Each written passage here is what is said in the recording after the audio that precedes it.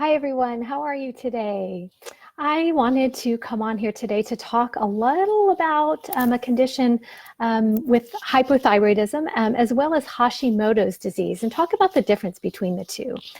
Why am I talking about this? Well, my name is Jennifer. I'm a registered dietitian and I help women with hypothyroidism, also women who are struggling to conceive.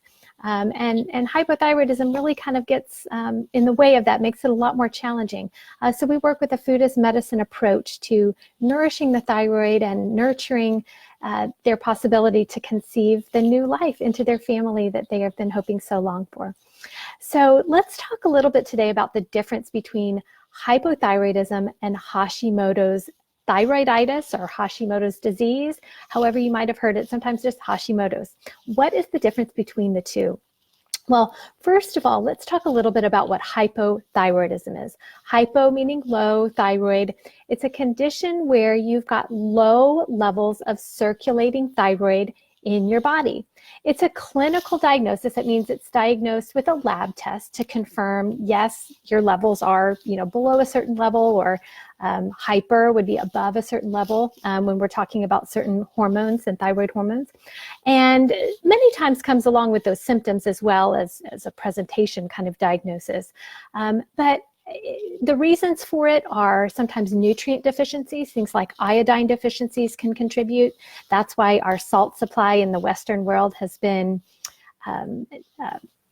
nutrient replenished with iodine. They've added iodine into the salt supply. For most, just kind of table salt. Sometimes the reason for hypothyroidism can be you've had part or all of your thyroid removed. That's obviously going to affect your thyroid function. I've had half of mine removed, so it causes a little bit of hang up at times. Medications can affect your thyroid function over time. And sometimes you can just have what's called a cellular resistance. Your body is making these thyroid hormones, but your cells aren't receiving it as well. And so they think that there's not enough there. So your body thinks your thyroid's not working very well. So it thinks it's in this hypo state, because even though the thyroid hormone's out there, it's not being utilized by your cells. So your body's saying, hey, there's not enough of this. So lots of reasons to cause this diagnosis of hypothyroidism, along with symptoms like feeling cold a lot of the time, low body temperature, sometimes hair loss, sometimes a lot of fatigue, memory issues, things like that. Infertility, that's a huge one. That's where my kind of population comes in, and dealing a lot with women who have been struggling with these two things combined to really challenge their ability to conceive. So that's kind of hypothyroidism in summary. Now, Hashimoto's, what is that? Hashimoto's is actually the number one cause of hypothyroidism. Yeah, that's kind of a startling statistic, because many of us aren't even checked for it. And let's talk about why. So chances are, if you have hypothyroidism, or you know someone who does or takes thyroid medication, they could very likely have Hashimoto's as a cause for that hypothyroidism. They just don't know it yet. 90 to 95% of people with hypothyroidism actually have, many times, undiagnosed Hashimoto's disease. Why isn't it diagnosed? Why do 95% of people going around taking thyroid medication not know what's really causing this thyroid problem? Because they're not being checked for it. And the levels that they are having checked aren't telling the full picture of why their thyroid is not working. Because at its root, Hashimoto's is not a thyroid problem. It's an immune system problem that ends up attacking the thyroid kind of as an innocent victim. They're just told, instead of looking deeper at some of these lab values, well, you just have a sluggish thyroid, or it's normal for this age or stage of your life. Or how about during pregnancy? How many women have been diagnosed with hypothyroidism during pregnancy, or immediately or soon after their pregnancy is over? That was me, because your body goes through kind of this obviously metabolic change in so many ways. You're growing another human, and things get taxed and things get changed. But at any rate, Hashimoto's is not always uncovered because we're not digging deep enough to look at really what's causing this hypothyroidism. So they can't be treated the same way. And let's talk about how both of those should and can be treated if you have one or both. Now, Hashimoto's, like I said, is an immune system problem. Your immune system, for whatever reason, has gone kind of into overdrive. And if you can imagine somebody just who's, had one job and they just were doing it and they got a little crazy, and all of a sudden things started flying and things started getting hit and whatever, the environment kind of suffered as a result. And that's kind of the way it is in a short summary with an autoimmune type disease. Your immune system, for many reasons, we'll talk about a couple of those, not too in depth here, but it goes into overdrive, and as a result, it turns to kind of your own body, a little bit of a civil war on your own tissues. It can be joints, it can be intestinal tissues. In this case, in what we're talking about with Hashimoto's, your thyroid becomes the innocent victim of attack. And what happens is, let me give you kind of an example. If you can imagine somebody coming all throughout the day and hitting you on the arm, not really hard, but just kind of hitting your arm like this all day long. And for a while, you're like, okay, this is annoying. I don't like this. It's kind of in the way. After a little bit longer, you're like, you know what? This is kind of starting to get sore. After a little bit longer, it's really starting to hurt. And after days or weeks or months of this kind of little tap on your arm, or kind of what's turned into a punch, it could break your arm at one point because of the pressure, because of the continued attack. And that's kind of what it is with your thyroid. As it gets put under this attack, these immune cells or immune cells that you have attack the thyroid gland, thinking it's an invader. For a little while, your thyroid continues to kind of function okay. It's like, gosh, you're annoying, get away. I don't like you. You're preventing me from doing my best. Then after a little bit longer, it says, boy, you're really hurting me. And anyway, this process goes on. And this autoimmune attack on your thyroid can go on for up to 10 or more years, a decade of someone really hitting on your arm like this, right? Imagine that. Imagine the struggle you have for those 10 years.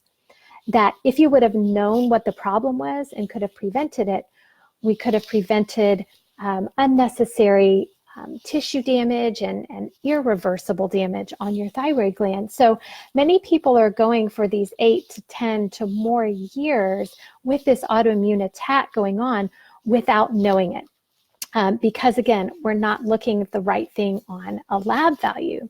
And if we're not checking what are called the thyroid antibodies, those are those numbers, those immune cells that if they become too high, we know that there's an attack on a certain area of your body. And there's two specific ones in relation to your thyroid health that we would want to check.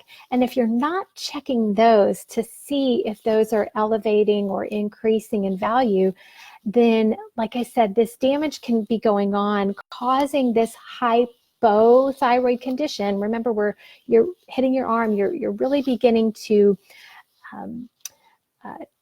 deter your thyroid and prevent your thyroid from doing what it's there to do. And it can take that long before we actually see the clinical lab values that express, oh yeah, your thyroid's not working so well. Because it's pretty resilient. It tries to work hard for a long time before it wants to show, yeah, I'm not working anymore. So the cure for this then isn't necessarily more thyroid hormone. Sometimes we treat just overt hypothyroidism as kind of a nutrient deficiency. We just say, oh, you need more thyroid hormone, take this and your thyroid will work better. Well, again, when we've got this immune attack on our thyroid gland, more thyroid hormone might help the thyroid, but it's not going to cure the problem. So if we're just looking again at TSH and kind of some of those very basic lab values, we're never going to know the root and the depth and the enormity of this possible immune attack on your thyroid. And, checking for these antibodies early on for Hashimoto's disease can, like I said earlier, prevent this kind of irreversible tissue damage on your thyroid that will go on after, a decade or more of this kind of brutal attack on it. And So Hashimoto's really requires a much deeper level of healing the immune system, calming the immune system down, and rebalancing your immunity and that inflammation that's been kind of ignited. And that's why with a lot of my clients, not with a lot, with all of my clients, I use kind of this whole body lifestyle approach to healing. Not just from the end of a fork. It's not just about food. It's about, of course, nutritional nourishment. We look at emotional nourishment. We look at physical nourishment, all kinds of ways to nourish your body to help that thyroid, and to look at some of those things that are playing in. Are they food sensitivities? Are there things we need to remove? But not just what do we remove, what do we replace that with that's really going to nourish your thyroid, prepare your body, in my case with my clients, prepare your body for conceiving a new life within you. We want to tell your body, this body is safe, so I am able and have the environment to nurture and create another life within me. So we work on so many aspects of bringing that immune system back into balance with nutritional things, with lifestyle things. Sometimes it comes down to looking at gut health, and do we have some imbalances in there that we need to kind of eradicate bad guys, bring in more good guys, things like that. So again, it's a whole big picture of you and kind of figuring out, getting back to that root cause. What is the cause of this surface problem? Is it truly just a thyroid that doesn't work very well? Or is there something else inside that's contributing to damage and contributing to a dysfunctional thyroid? And we need to remove those things and fix those things to help it work better and help it to really just become, allow you to be that more vibrant, more whole body nourished kind of person. And when we check early enough, we can prevent this damage. And that's where those lab values come in, not just looking at TSH, not even just looking at so far as T4, but looking at that full spectrum of TSH, free T3 and T4. Those are those active forms of your thyroid hormone that tell us, yes, this is what's available and this is how much I have to use, but also looking at those antibodies, your TPO antibodies, your thyroglobulin antibodies. Those are what are going to give us that kind of back behind the stage kind of picture to, is this cause of hypothyroidism coming from an over kind of hyperstimulated immune system? And what do we now need to do besides just giving more thyroid hormone? Again, because like I said, that's not going to calm the immune system down. It might help your thyroid a little bit, but we want to get to that root cause of the problem. So if you are dealing with hypothyroidism, I would certainly recommend, whether it's one lab value you've had or years of them, I would certainly just request that deeper look and that behind the scenes look into your antibodies, especially if you're trying to conceive. Because when we've got this immune attack on ourselves, your body's already sensing this kind of danger zone. And to enhance fertility at its highest and at its most, we've got to tell your body this is a safe environment. And if your body is sensing on a daily basis this kind of fight, flight, danger zone, immune's going, the immune system is kind of in overdrive and hyperdrive.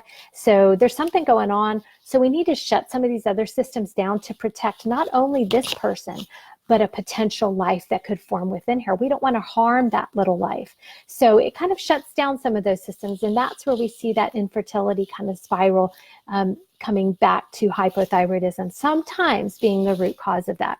And is the deeper cause of that an immune system, autoimmune attack on the thyroid? I don't know.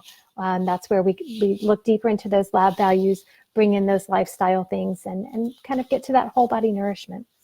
So have you ever dealt with hypothyroidism? Have you ever even heard the term Hashimoto's? Has that been thrown around? Or if you've never had your antibodies checked, now's the time maybe to kind of pencil that term in and just ask your doctor about it and ask about being checked.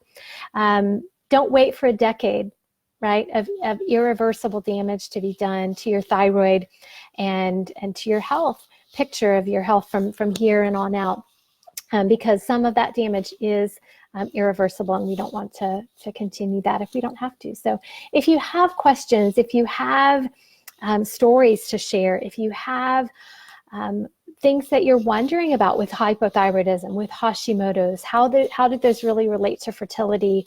I'm going to be talking in a few upcoming lives about, okay, now we have, this condition. What do we do about it? Because it's one thing to know, it's another thing to really address it at kind of a daily level, from the plate to your daily habits and things like that. And we're going to be talking about those more in days to come. But if you do have specific questions, please let me know. I'd love to address those either here in a live or privately, however you see fit, and would appreciate that. So let me know. And I hope this was helpful, as always, to just kind of unpack a little bit more about thyroid health, and as it certainly relates to fertility in the everyday. So y'all go have a great day. I appreciate you being here, and let me know if anything resonates with you, or if you have any questions that come up. All right, guys, have a great day. Bye-bye.